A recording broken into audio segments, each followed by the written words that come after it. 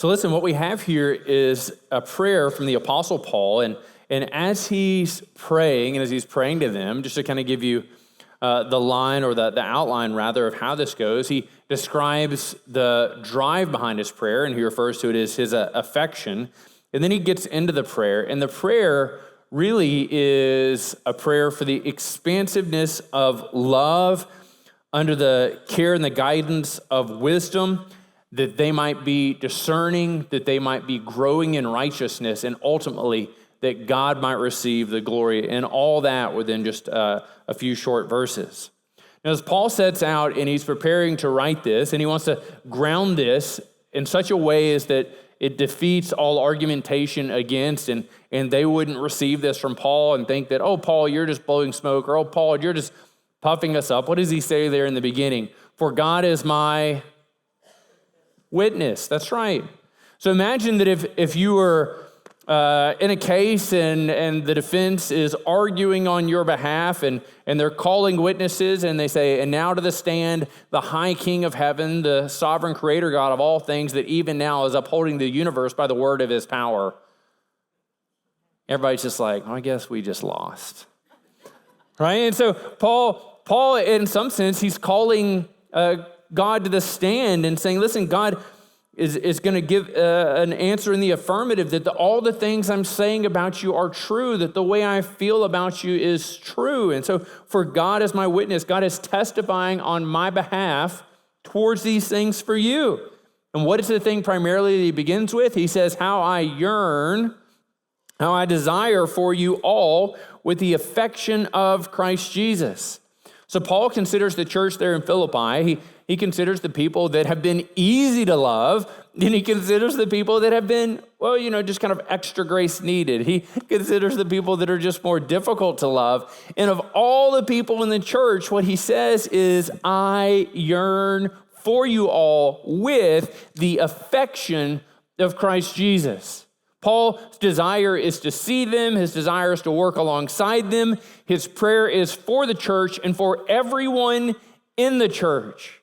And I want you to look at the intensity with which he prays. He doesn't say, you know me, you know Paul, you know I'm an earnest prayer, you know I'm a person who prays with a lot of intensity. No, he says it is with the affection, or this feeling, this emotive appeal of Christ Jesus. So what he says is, I feel towards you how Jesus feels towards you.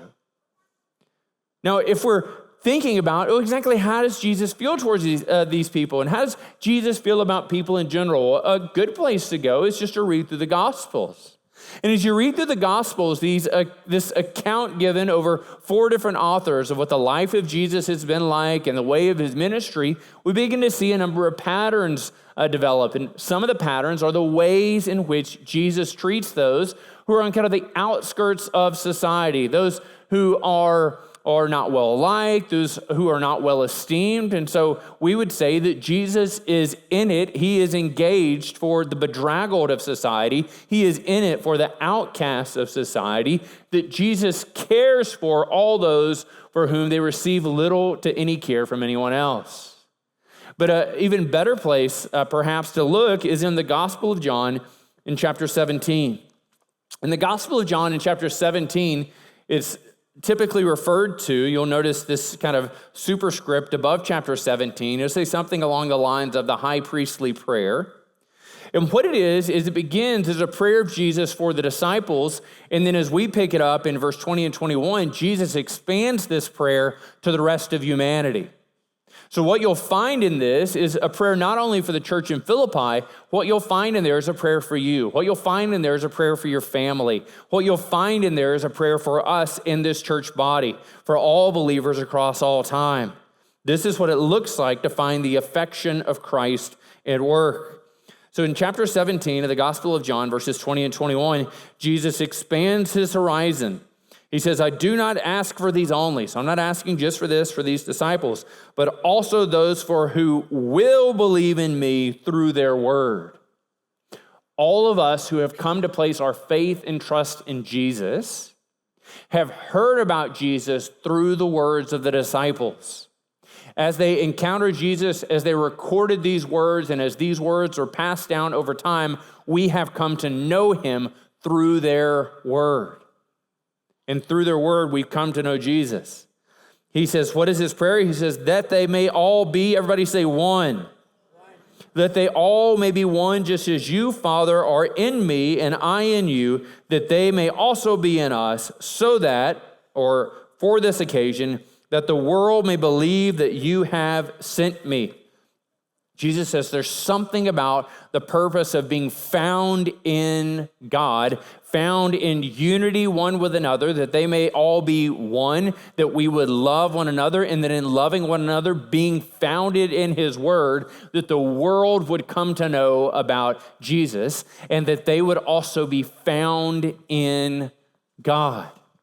This affection of Jesus, this love that Jesus had for humanity, that took him to the cross, that held him there, that led to him to surrender his life, to die for your sin and mine, wasn't out of a sense of obligation, but it was a drive of affection. It was a move of love for all of humanity.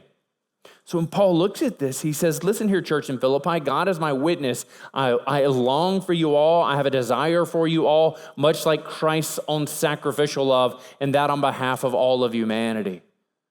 So he's getting at the sense of how deeply he cares for them, how much he wants to see God move in their lives, and how much he wants to see them be impactful in the broader world.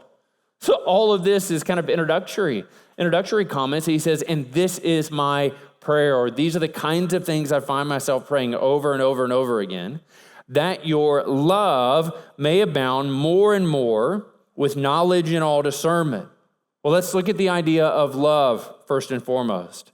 As Paul is talking here within the idea of love, notice that he doesn't found it with an object. By that, in case you fell asleep in that part of English grammar, he doesn't say it's your love for UK. It's your love for Louisville. It's your love for the Chiefs. It's your love for, I just keep picking all kinds of disparate things that people have strong opinions on. It's your love for, I don't know, sunny days. It's your love for the rain. It's your love for the people of this area. So it would have been really simple if he would have said that your love for the people of Philippi would abound more and more. That makes sense, right? That your love for your family would abound more and more. That your love for the brothers and sisters of your church would abound more and more. But no, what he says there is, but your love would yet still abound more and more. And then he just lets it hang. So what we find him doing is moving into the recesses of our lives, those areas that is difficult to love. And within this, Paul doesn't have to just say, you need to love your enemies and think, oh, that's really hard. But he's saying, you need to love the people that love you. You need to love the people that don't love you. You need to love the people that hate you. You need to love the world. You need to love God. You need to be church, a body of people that are loving, and that more and more. And this becomes decidedly difficult to metric. This is hard to measure. Things we measure, and we measure well in the church, is how many people are attending, how many people are making decisions, how many people are signing up. And I would say, well, that depends. Is it the day before the event or not, in terms of this church? Yeah, I'm talking to you, late signer-upper, which is like half of you. Like, so don't pride yourself on like, as soon as it opened up, I signed it up. Yeah, you signed up on the wrong church. Like, we really need you to fix that. Technology, not your friend. Go to Central. It's the one-stop shop for all things SV, right? That was fun for a moment. Let me go back to where I was going. But it's this idea, like, there are things that are just easy to count. It's easy to count money. It's easy to count butts and seats. But it's hard to quantify love. So in a real sense, what Paul is saying there is that from the founding of this church in Philippi, from the moment that Lydia came to faith, from the moment that this demon-possessed girl came to faith, from the moment that this Philippian jailer and his family come to faith, this is kind of the basement of where love is. And over the time, love should be increasing in measure and in intensity. So when we think about us as a church body, we're approaching being 250 years old. And so when we look at Severns, it should be that we could go back and look at the founding when the settlers kind of first made their way here and the church was founded, and they had this requisite amount of love. That when we cross over decades, as we cross over, good gracious, centuries, that there should be an ever-increasing amount of love. Now, what happens is we reach an area, and the bean counters among us kind of say, y'all, that's enough love. We got oodles and oodles of it. We got like boxes and boxes. Like, we're never going to get rid of all this love back there. We got love rotting on the shelf. Like, it's too much of it. We need to move away from this love. And Paul's writing says, well, what does he say here? How much love do we need? Everybody say more and more. Say it like you think love's important. Good gracious. Not that important. That's like angry love. Oh, goodness. All right. Let's look at what else good gracious. What Paul says about love in Colossians 3.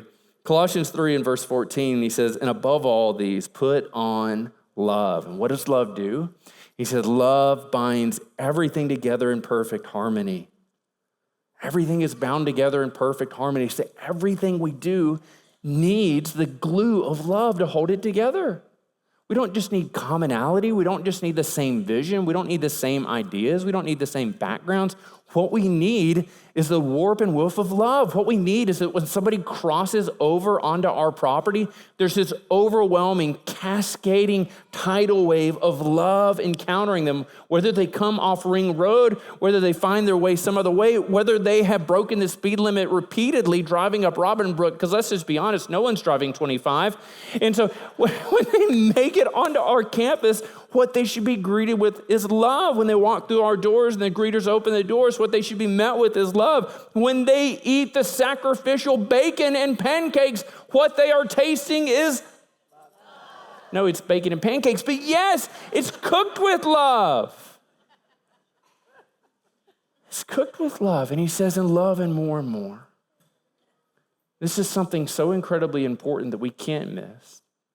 There's so many things that are easy for us to count, easy for us to evaluate, but kind of this nebulous, very difficult thing to wrap our minds around is love. And so what we're constantly asking God to do is, God, expand in me my capacity to love.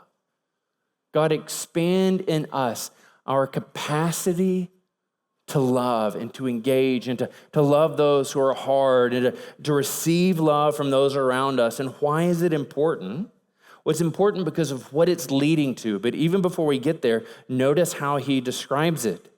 He says this love needs to be characterized as it's increasing to have knowledge and all discernment.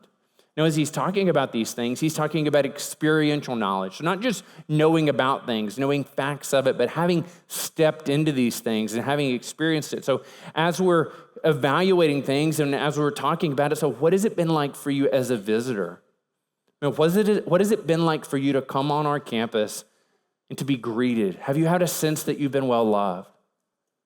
And what has it been like for you to be somebody who's been here for decades? And what has it been like for you to have this ebb and flow of the presence of love in your life? Or what has it been like for us as a body to encounter success and to encounter failure, to go through times of prosperity and times of want?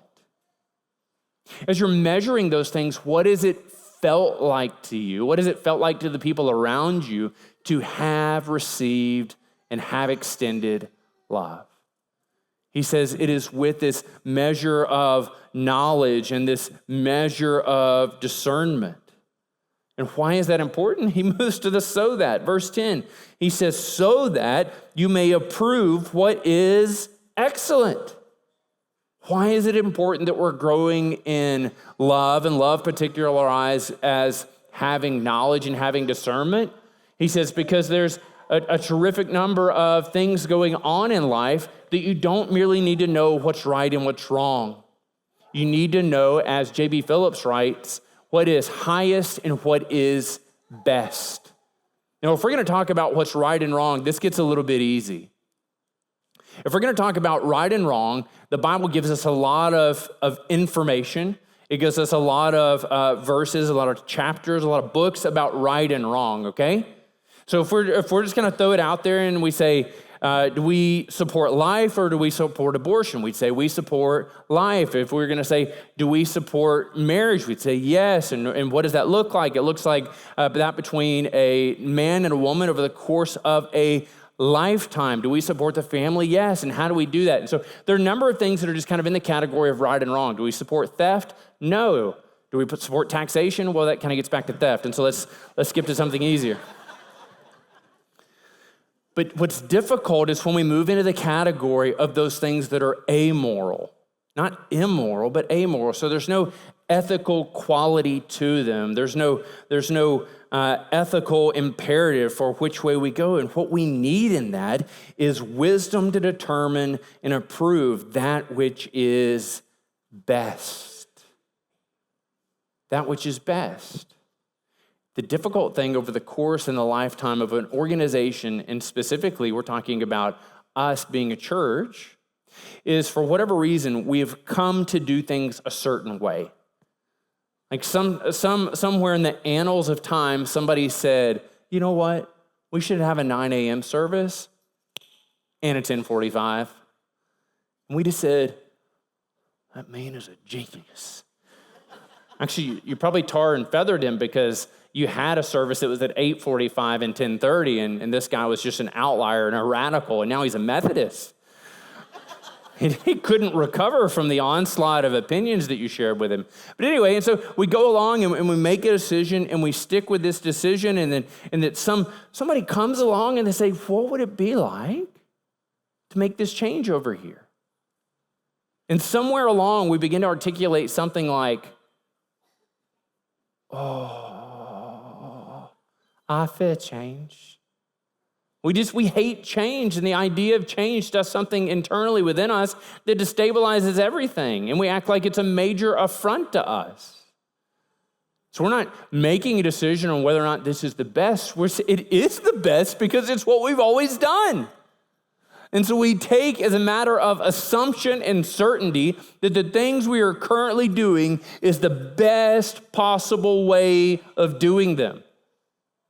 Let's just run this to its logical end within one small scenario. Think back with me before the days of electricity. And say you're in your house and you have your wax candle and you're sitting over there in your corner and you're going blind because you can't see well because all you can have is that one candle.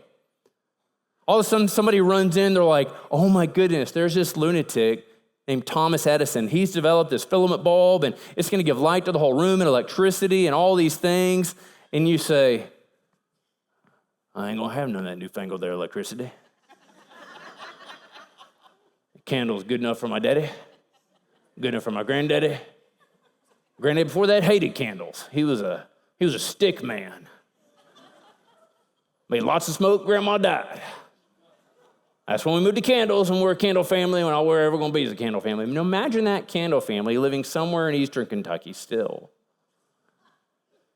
Somebody in here is like, that's my family.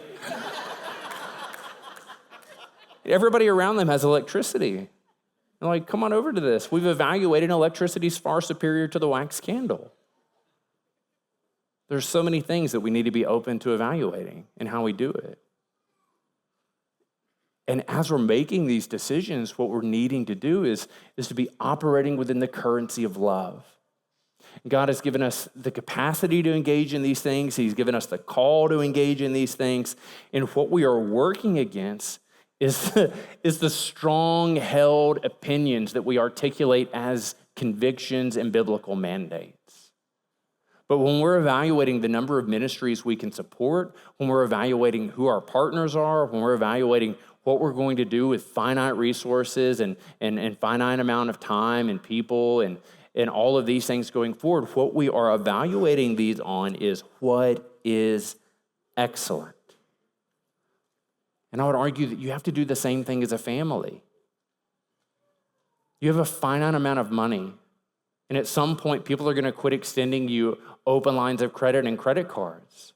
And so you're having to make decisions on vacations. You're having to make decisions on the size of your house. You're having to make decisions on how often you eat out because you also have a finite amount of resources. And so what we want to be about the business of is growing in love and making excellent decisions and moving forward. Now look at this. Paul hinges all of these things and it says there is an important impact in your life. And we're doing these things and we're evaluating these decisions so that we might be pure and blameless for the day of Christ.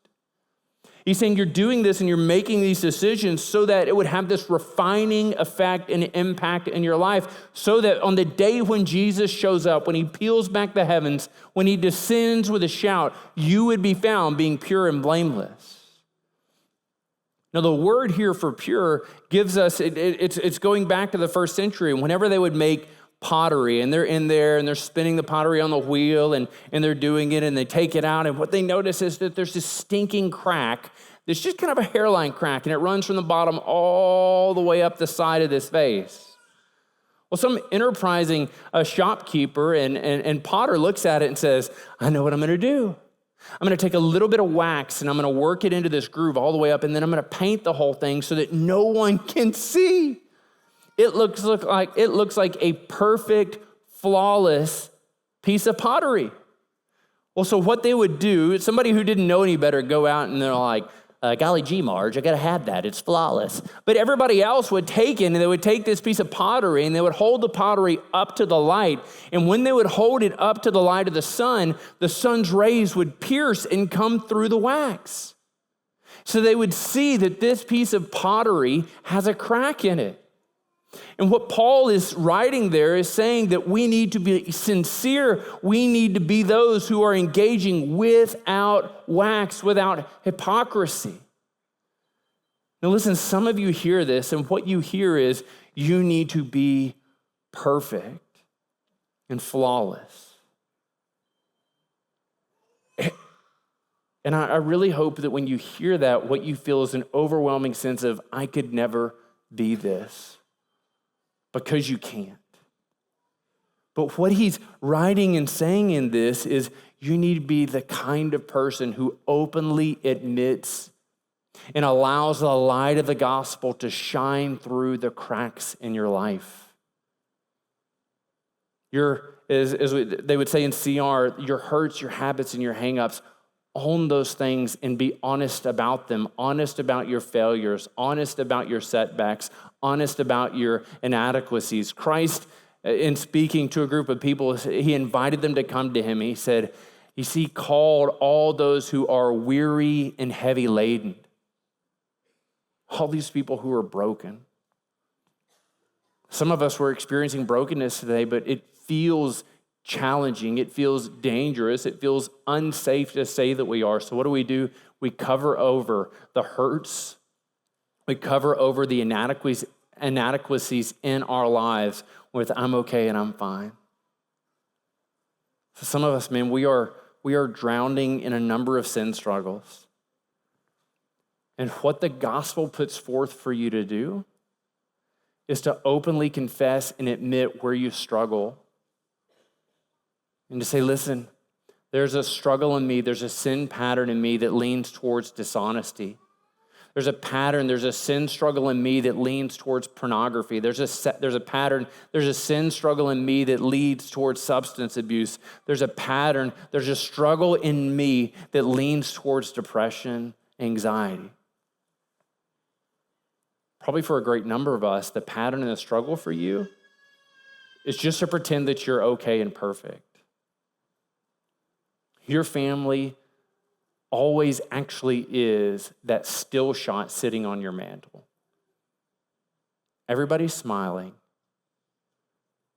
Everybody photoshopped. Everybody happy. But you forgot the moments before that. If you don't smile, I swear. Or the bribery, please, listen. If you'll smile, we can all be done and go home. There's doosters on the other side. And what Jesus calls us to do is to be a body of believers who are broken, and are humble and are open to the brokenness around us. That in him and him alone can we be made whole. My fear is that a lot of us spend our time building upon foundations of the appearance of those things around us. The Apostle Paul writes to the church in Corinth, and he talks about the importance of laying a foundation of Jesus and then building upon it with the things of substance. And so he writes to the church in Corinth in 1 Corinthians chapter 3 and verses 11 through 15. He says, no one can lay a foundation other than that which is laid, which is Jesus Christ.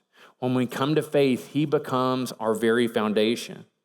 Now, if anyone builds on that foundation, and he lists things, he says gold, silver, or precious stones, wood, hay, or straw. And so he moves it in terms from those things of most costly to those things which are of worthless value. Each one's work will become manifest, for the day will disclose it, because it will be revealed by fire. For the fire will test what sort of work each one has done. And if the work that anyone has built on the foundation survives, he will receive a reward. And if anyone's work is burned up, he will suffer loss, though he himself will be, everybody say, saved. He will be saved, but only as through fire. You see, the day will disclose what we've done. And in truth and honesty, God looks through the various things that you've put over your life to try and cover your failures. When God looks at you, he sees through the mask of your hypocrisy. When God looks at you, he sees your struggles, even as you tell the people around you, you don't struggle with those things. When God looks at you, he sees your failures, and he sees through your failures, through the blood of Christ, and he sees you as precious and redeemed. You think about the transformative power that could be at work in our church. If we saw not only ourselves that way, but if we saw the people around us, people in process receiving and applying the love of God in their lives. He says, when we do this, we are filled with the fruit of righteousness that comes through Jesus Christ to the glory and praise of God. Let's key in on the word righteousness. 2 Corinthians chapter 5 and verse 21, Paul writes and says, for our sake, God made Jesus to be sin. He made him to be sin who knew no sin, so that in Jesus we might become the righteousness of God. So when we come to faith in God, we freely confess all of our inadequacies, and over the course of our life, we're doing that again and again. God, I'm failing in this way. God, I'm struggling in this way. But in Christ, I am the righteousness of God. And over the course of your life, what God is doing is helping the fruit of righteousness that only comes through Christ to be true in you and to be impacting the lives of the people around you. So listen, we sit here today, a group of people that have been entrusted with the most important life-saving and life-transforming message ever on offer. And that is Christ came to save sinners. And the testimony of your life and of mine joins with the Apostle Paul, which says, and I am the foremost of sinners. And we here at Severance Valley, we are the foremost of sinners. We are those who repeatedly, over and over again, systematically and quickly head towards the ditch of life. But when we're found in the ditch of life and we're found wallowing in our sin, it's there once again where we catch a fresh appraisal in view of the grace of God, which has saved us, which has ransomed us, which has rescued us and lavished upon us his righteousness. His righteousness. And the glorious good news of the gospel is being covered with his righteousness and not having a righteousness of our own that comes through the works of the law, but a righteousness that comes through Christ and through Christ's sacrificial death on your behalf and mine, is that when the light of the gospel shines through us, it begins to hit our lost neighbors, our coworkers, our children, our parents, and all the people around us. The light of the gospel is created to shine through the fractures of your life, that God might receive all glory and all honor.